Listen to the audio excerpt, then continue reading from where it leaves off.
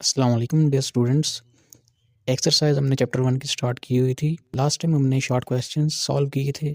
इसके बाद next portion है कंस्ट्रक्टेड रिस्पांस क्वेश्चंस का। इसमें पहला क्वेश्चन है, how does a super critical state look like?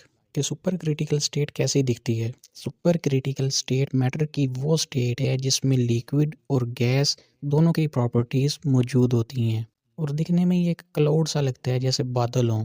और अगर ये किसी कंटेनर के अंदर बंद हो तो ऐसा लगता है जैसे कंटेनर के अंदर धुंध है। तो इसका आंसर कुछ यूँ हम देंगे, a super critical state looks like a cloudy fluid that behaves both like a gas and a liquid, often appearing hazy or foggy in a container.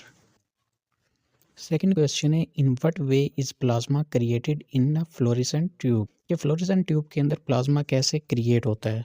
Fluorescent tube के अंदर गैस भरी हुई होती है, गैस के एटम्स होते हैं उसमें। एटम के आउटर मोस्ट शेल में जो इलेक्ट्रॉन घूम रहे होते हैं, करंट गुजरने से वो इलेक्ट्रॉन्स बाहर आ जाते हैं और फ्री हो जाते हैं। जब भी किसी एटम के आउटर मोस्ट शेल में से इलेक्ट्रॉन बाहर आ जाते हैं तब हम कहते हैं कि वो एटम आयोनाइज हो चुका है। इलेक्ट्रॉन बाहर आने से उस एटम के ऊपर पॉजिटिव चार्ज आ जाता है। अब वो न्यूट्रल नहीं रहता बल्कि पॉजिटिव आयन बन जाता है। तो करंट गुजरने से कौन सी दो चीज़ें पैदा हुई हैं? फ्री इलेक्ट्रॉन्स और पॉजिटिव आयन्स। अच्छा, अब नेक्स्ट ये होता है, ये जो फ्री इलेक्ट्रॉन्स हैं ये जाके टकराएंगे एटम्स के साथ। जब ये एटम्स के साथ टकराते हैं तो एटम हायर एनर्जी स्टेट में चले जाते हैं और जब वो वापस लोअर एनर्जी स्टेट में आते हैं तो एनर्जी खारिज करते हैं in the form of light. Light का सबसे छोटा पार्टिकल जो होता है उसको कहा जाता है फोटॉन। तो देखें, अब यहाँ पे तीन चीज़ें पैदा हो चुकी हैं। दो चीज़ें पहले मैंने आपको बताई हैं, एक फ्री इलेक्ट्रॉन्स और दूसरा बताया था पॉजिटिव आयंस। और तीसरी चीज़ अब पैदा हुई है, फोटॉन्स। तो फ्री इलेक्ट्रॉन्स, पॉजिटिव आयंस और फोटॉन्स का मिक्सचर प्लाज्मा कहलाता है। इस तरीके से प्लाज्मा बनता है। When an electric current passes through a gas in a fluorescent tube, fluorescent tube के अंदर मौजूद गैस में से जब इलेक्ट्रिक करंट गुजरता है, the gas atoms are ionised. Gas के एटम क्या होते हैं? आयोनाइज हो जाते हैं, creating free electrons and positive ions. These electrons collide with gas atoms. अब वो फ्री इलेक्ट्रॉन्स क्या करेंगे? टकराएंगे गैस एटम्स के साथ, exciting them to higher energy state. तो वो एटम्स हायर एनर्जी स्टेट के अंदर चले जाएंगे। When the atoms return to their lower energy state, जब एटम्स वापस अपनी लोअर एनर्जी स्टेट में आते हैं, दे इमिट लाइट, वो लाइट खारिज करते हैं। This process creates a plasma. ये वाला प्रोसेस प्लाज्मा क्रिएट करता है, which is a mixture of ions, electrons and photons. Question number 3 है, most of the molecules we study in biochemistry are organic in nature. कि biochemistry के अंदर mostly जो molecules हम स्टडी करते हैं वो ऑर्गेनिक होते हैं। Where does the difference exist in organic and biochemistry branches of chemistry? फिर ये केमिस्ट्री की जो ब्रांचेज हैं, ऑर्गेनिक एंड बायोकेमिस्ट्री, इनके अंदर फिर क्या डिफरेंस हुआ? कि बायोकेमिस्ट्री वाले मॉलिक्यूल्स तो ऑर्गेनिक होते हैं, फिर हम इनको बायोकेमिस्ट्री के अंदर क्यों स्टडी करते हैं? अलहदा से हमें ब्रांच बायोकेमिस्ट्री क्यों बनानी पड़ी है? बायोकेमिस्ट्री और ऑर्गेनिक केमिस्ट्री में क्या फ़र्क होगा? ऑर्गेनिक केमिस्ट्री के अंदर हम तमाम कार्बन कंटेनिंग कंपाउंड्स को स्टडी करते हैं। ऐसे तमाम कंपाउंड्स जिनके अंदर कार्बन का डायरेक्ट बॉन्ड हाइड्रोजन के साथ है, वो सारे के सारे कार्बन के कंपाउंड्स जो हैं हम ऑर्गेनिक केमिस्ट्री में स्टडी करते हैं। उन मॉलिक्यूल्स का, उन कंपाउंड्स का रिएक्शन देखते हैं, उनकी सिंथेसिस देखते हैं, किस तरह वो तैयार होते हैं और उनका स्ट्रक्चर देखा जाता है। लेकिन बायोकेमिस्ट्री के अंदर हम सिर्फ वो वाले ऑर्गेनिक कंपाउंड्स स्टडी करते हैं जो कि लिविंग ऑर्गेनिजम्स के अंदर पाए जाते हों, और उन मॉलिक्यूल्स का बॉडी के अंदर मेटाबॉलिज्म स्टडी किया जाता है बायोकेमिस्ट्री में। मेटाबॉलिज्म ये स्पेसिफिकली वो वाले रिएक्शंस होते हैं जो कि लिविंग ऑर्गेनिज्म की बॉडी के अंदर हो रहे हों। इन रिएक्शंस के दौरान एनर्जी पैदा होती है, जबकि ऑर्गेनिक केमिस्ट्री के अंदर ज़रूरी नहीं है कि हर रिएक्शन में एनर्जी पैदा हो। Organic chemistry studies carbon based compounds focusing on their structure, reactions and synthesis. कि ऑर्गेनिक केमिस्ट्री के अंदर हम कार्बन वाले कंपाउंड्स को स्टडी करते हैं, उनका स्ट्रक्चर देखते हैं, रिएक्शंस देखते हैं और उनकी सिंथेसिस देखते हैं। Biochemistry on the other hand, दूसरी तरफ बायोकेमिस्ट्री में हम क्या करते हैं? Focus on the chemical processes in living organism. ये उन मॉलिक्यूल्स का लिविंग ऑर्गेनिजम्स की बॉडी के अंदर जो केमिकल प्रोसेसेस हो रहे होते हैं, हम बायोकेमिस्ट्री में उनको स्टडी करते हैं। Particularly the metabolism of this molecules, इन मॉलिक्यूल्स का मेटाबॉलिज्म देखते हैं and how they are converted into energy, और ये मॉलिक्यूल्स किस तरह एनर्जी के अंदर कन्वर्ट हो रहे होते हैं। क्वेश्चन नंबर 4 है, give the reason of brilliance shown by diamond. Diamond इतना ज़्यादा चमकदार क्यों है, इसकी क्या रीज़न है। कैन यू इम्प्रूव इट, क्या आप इसकी चमक को मज़ीद बेहतर कर सकते हैं। तो सबसे पहले तो ये बात करते हैं कि डायमंड इतना ज़्यादा चमकदार क्यों होता है। The brilliance of a diamond is due to its strong covalent bonds, कि डायमंड के अंदर जो कार्बन कार्बन बॉन्ड बना रहे होते हैं वो बॉन्ड बहुत ज़्यादा स्ट्रॉन्ग होते हैं। रिजिड टेट्राहेड्रल स्ट्रक्चर, इसका स्ट्रक्चर टेट्राहेड्रल होता है। टेट्राहेड्रल का मतलब है 4 कोनों वाला, और रिजिड मीन सख्त, एंड प्योरिटी, और ये बहुत ज़्यादा प्योर होता है। प्योर ये होता है क्योंकि इसके अंदर सिर्फ और सिर्फ कार्बन के एटम्स होते हैं और किसी एलिमेंट की इसके अंदर मिलावट शामिल नहीं होती। तो ये 3 रीजंस हैं, एक strong covalent bonds, rigid tetrahedral structure and purity. In 3 properties की वजह से लाइट जो है वो अच्छी तरह से रिफ्लेक्ट भी होती है और रिफ्रैक्ट भी होती है। रिफ्लेक्ट कहते हैं जिस एंगल से लाइट जा रही है उसी एंगल से वो वापस आए, ये होती है रिफ्लेक्शन। और रिफ्रैक्शन होती है कि लाइट जिस एंगल से गई है उस एंगल से वापस नहीं आती, बल्कि वो किसी और एंगल पे मुड़ जाती है। इस प्रोसेस को रिफ्रैक्शन कहते हैं। इन प्रॉपर्टीज़ की वजह से रिफ्लेक्शन भी लाइट की अच्छी होती है और रिफ्रैक्शन भी अच्छी होती है, जिसकी वजह से डायमंड बहुत ज़्यादा ब्रिलियंस शो करता है, क्रिएटिंग इट्स स्पार्कलिंग अपीयरेंस। बहुत ज़्यादा शाइनिंग लुक होती है इसकी। नेक्स्ट है, कैन यू इम्प्रूव इट, क्या आप इसको मज़ीद बेहतर कर सकते हैं। तो इसका आंसर है yes, the brilliance of a diamond can be improved. Diamond की ब्रिलियंस इम्प्रूव हो सकती है। वो कैसे होगी, बाई कटिंग इट वेल, अगर आप इसको अच्छे तरीके से कट करेंगे तो। पॉलिशिंग इट स्मूथली, अगर आप इसको पॉलिश करें तब भी इसकी ब्रिलियंस इंप्रूव हो सकती है। एंड कीपिंग इट क्लीन, और इसको साफ़ सुथरा रखें तब भी इसकी ब्रिलियंस अच्छी रहती है।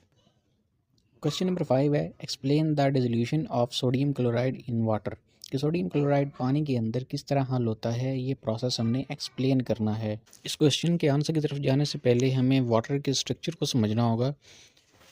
ये वाटर का स्ट्रक्चर है जिसमें 2 हाइड्रोजन एटम हैं जिनके ऊपर है पार्शियल पॉजिटिव चार्ज, और एक ऑक्सीजन एटम है जिसके ऊपर है पार्शियल नेगेटिव चार्ज।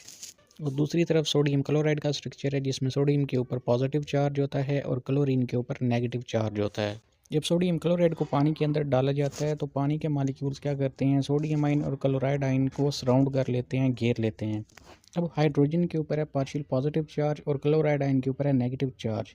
पॉजिटिव हमेशा नेगेटिव को अपनी तरफ अट्रैक्ट करता है, तो क्या होगा, हाइड्रोजन आयन क्लोराइड आयन को अपनी तरफ अट्रैक्ट कर लेंगे, और इधर ऑक्सीजन के ऊपर पार्शियल नेगेटिव चार्ज है, ये सोडियम वाले पॉजिटिव आयन को अपनी तरफ अट्रैक्ट कर लेगा।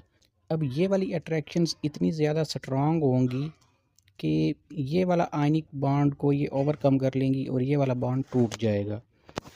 बॉन्ड टूटने से सोडियम आयन और क्लोराइड आयन्स अलग-अलग हो जाते हैं और ये फिर पूरे पानी के अंदर फैल जाते हैं।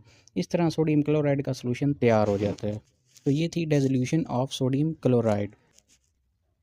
ये देखें, ये सोडियम आयन को नेगेटिवली चार्ज्ड ऑक्सीजन एटम्स ने सराउंड किया हुआ है। सोडियम आयन दरमियान में है और साइडों पे नेगेटिवली चार्ज्ड ऑक्सीजन एटम्स हैं। सेम एज क्लोराइड आयन को हाइड्रोजन्स ने सराउंड किया हुआ है, हाइड्रोजन के ऊपर पार्शियल पॉजिटिव है और क्लोराइड आयन के ऊपर नेगेटिव है। तमाम हाइड्रोजन्स ने इस क्लोराइड आयन को सराउंड किया हुआ है। तो इसका आंसर कुछ इस तरह होगा, when sodium chloride dissolves in water the water molecules which are polar, water polar होता है, surround sodium ion and chloride ions. The positive end of water molecules यानी कि hydrogen is attracted to chloride ions while the negative end oxygen is attracted to sodium ions.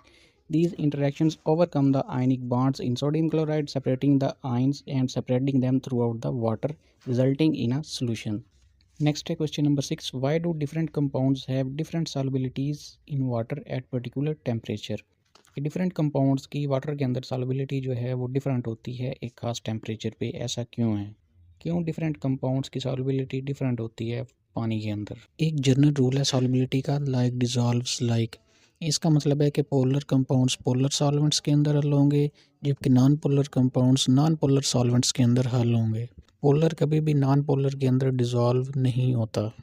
तो जितने भी हमारे पास ionic compounds हैं या पोलर कोवलेंट कंपाउंड्स हैं वो सारे के सारे वाटर के अंदर आसानी से डिज़ोल्व हो जाते हैं, क्योंकि वाटर भी पोलर है जब वाटर के अंदर डिज़ोल्व हो जाते हैं तो उन कंपाउंड्स की या सॉल्यूट की सॉल्वेंट के साथ इंटरेक्शन बहुत स्ट्रांग हो जाती है, तो सॉल्यूट सॉल्वेंट इंटरेक्शंस बहुत ज़्यादा स्ट्रांग हो जाती हैं। दूसरी तरफ अगर नॉन पोलर कंपाउंड्स की बात करें तो नॉन पोलर जो हैं वो कभी भी वाटर के अंदर सॉल्युबल नहीं होते हैं तो बहुत मामूली से होते हैं।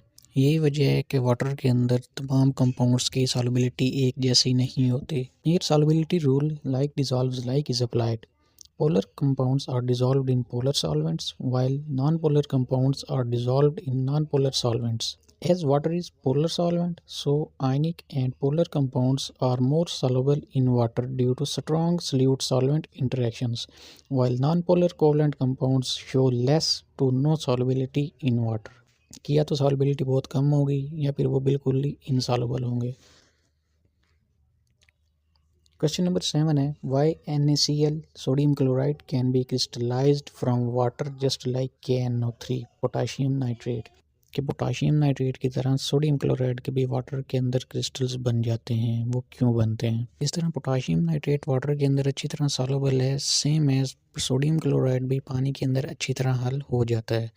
जब हम हाई टेम्परेचर पे सोडियम क्लोराइड का सैचुरेटेड सोल्यूशन तैयार करते हैं, सैचुरेटेड सोल्यूशन वो सोल्यूशन होता है कि जिसके अंदर मज़ीद सोल्यूट डिज़ोल्व करने की कैपेसिटी ना हो, मैक्सिमम सोल्यूट उसके अंदर हल हो चुका हो, ऐसे सोल्यूशन को सैचुरेटेड सोल्यूशन कहते हैं। तो जब हाई टेम्परेचर पे सोडियम क्लोराइड का सैचुरेटेड सोल्यूशन तैयार कर लिया जाता है तब हम उसको ठंडा करने के लिए रख देते हैं। जब वो आहिस्ता आहिस्ता ठंडा हो जाता है या पानी उसके अंदर से इवेपोरेट हो जाता है तो उसकी सॉल्युबिलिटी क्या हो जाएगी? कम हो जाएगी, क्योंकि टेम्परेचर कम होने से सॉल्युबिलिटी कम हो जाती है। जब उसकी सॉल्युबिलिटी कम हो गई है तो अब क्या होगा? सोडियम क्लोराइड के क्रिस्टल्स बनना शुरू हो जाएंगे।